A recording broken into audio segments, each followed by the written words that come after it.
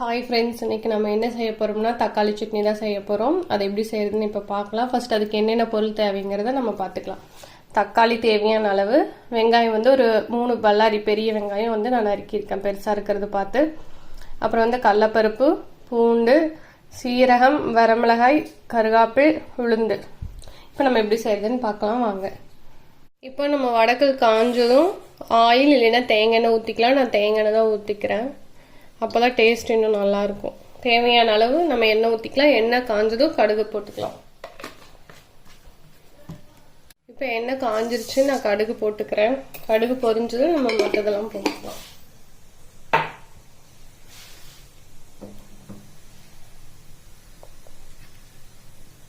இப்போ கடுகு பொரிஞ்சிச்சு. இப்போ நம்ம ஸ்லோ ஃப்ளேமில் வச்சுட்டு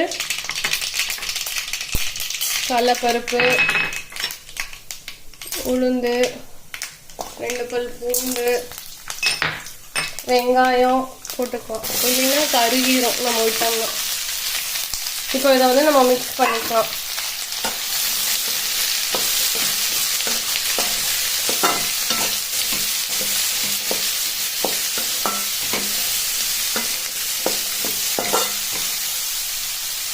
இப்போ வந்து நம்ம சீரகமும் வரமிளகாவும் போட்டுக்கலாம். இந்த டைம்ல போனோம்னா சீரகம் வந்து கரிஞ்சு போயிடும்.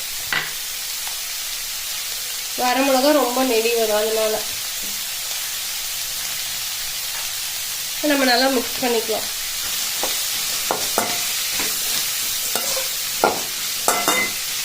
நம்ம கருகாப்பில் போட்டுக்கலாம். இது கூடயே தேவையான அளவு உப்பு போட்டுக்கலாம். வெங்காயம் கொஞ்சம் வதங்கட்டும். இப்போ இதை நம்ம மிக்ஸ் பண்ணிக்கலாம். இப்போ வெங்காயம் நல்லா வதங்கிருச்சு. நம்ம இது கூட தக்காளி ஆட் பண்ணிக்கலாம். நான் தக்காளி நல்லா மிக்ஸ் பண்ணிக்கிறேன்.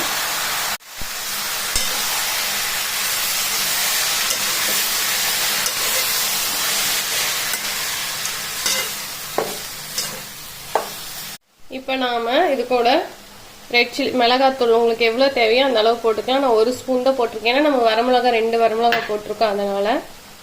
மஞ்சத்தூள் கொஞ்சம் போட்டுக்கிறோம். எப்பவுமே எல்லா இதுலேயுமே மஞ்சத்தூள் நம்ம ஆட் பண்ணிக்கணும். அப்புறம் உப்பு தேவையான அளவு. அதாவது வெங்காயம் நல்லா வதங்கிட்டு இருந்தால் நம்ம உப்பு போட்டிருக்கோம். இப்போ தக்காளிக்காக நம்ம போடுற உப்பு. இதை நல்லா மிக்ஸ் பண்ணிட்டு ஒரு 15 மினிட்ஸ் நம்ம நல்லா வறுத்துற அளவுக்கு, நல்லா தக்காளியோட பச்சை வாசம் போகிற அளவுக்கு வதக்கிக்கலாம். அப்புறம் 15 மினிட்ஸ்க்கு அப்புறம் நம்ம மிக்சியில் போட்டு அரைச்சிக்கலாம். இதை நல்லா நான் மிக்ஸ் பண்ணிக்கிறேன். நான் மூடி போட்டு ஒரு 15 மினிட்ஸ்க்கு அப்புறம் நம்ம பார்க்கலாம். இடையில நம்ம அப்பப்போ எடுத்து கிண்டி விட்டுக்கணும். இது நல்ல வாசம் வரும். நீங்க செஞ்சு பாருங்க. நான் சொன்ன மாதிரியே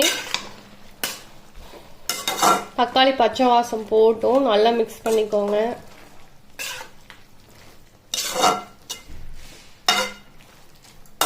இது நல்லா சுண்டட்டும். நம்ம இப்பதான் மூடி வச்சுக்கலாம். அவ்வளோதான் ஃப்ரெண்ட்ஸ். இப்போ நல்ல சுண்டி வந்துச்சு, பச்சை வாசமும் போயிடுச்சு. இப்போ இதை வந்து நம்ம இறக்கி வச்சுக்கலாம். ஆறுனதுக்கப்புறம் மிக்சியில் அரைச்சிக்கலாம். இப்போ இது நல்லா ஆறிடுச்சு. நம்ம மிக்சியில் போட்டு இப்போ இதை அரைச்சிக்கலாம். நான் மிக்சிக்கு மாற்றிக்கிறேன். நான் ஒரு இதுக்கு மாற்றிட்டு நம்ம அரைச்சிக்கலாம். நான் நல்லா அரைச்சி எடுத்துக்கிட்டேன். ரொம்ப நைஸாகவும் அரைக்கல, ரொம்ப குறைன்னு அரைக்கல, மீடியமாக அரைச்சி எடுத்துக்கிட்டேன்.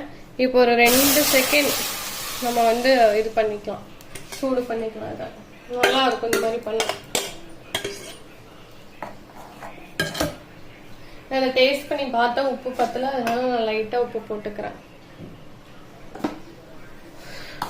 பாருங்க, இதோட கலரே ஸ்ட்ரக்சரே எப்படி நல்லா இருக்குன்னு. நான் ரொம்பவும் நைஸா அரைக்கல. இந்த மாதிரி அரைச்சாதான் தோசைக்கு நல்லா இருக்கும், சப்பாத்திக்குமே இது நல்லா இருக்கும். இப்போ நான் ஆஃப் பண்ணிக்க போறேன். இந்த மாதிரி தெரிக்குதுல, இந்த மாதிரி பதத்துல நம்ம ஆஃப் பண்ணிக்கலாம். ஆஃப் பண்ணிட்டு நான் வேற ஒரு இதுக்கு மாத்திக்கிறேன். அதான் ஃப்ரெண்ட்ஸ், நான் வேற இதுக்கு மாத்திட்டு டேஸ்ட் நல்லா இருக்கும். நீங்களும் ட்ரை பண்ணி பாருங்க. நான் சீரகம் மட்டும் மறக்காம போட்டுருங்க. சீரகம் தான் இதோட டேஸ்ட்டுக்கே காரணம். நம்ம சேனலை சப்ஸ்கிரைப் பண்ணுங்க. லித்து வேர்ல்டுங்கிற சேனலை மறக்காம ஷேர் பண்ணுங்க.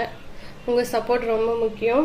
மறக்காம ஷேர் பண்ணுங்க, சப்ஸ்கிரைப் பண்ணுங்க. தேங்க்யூ.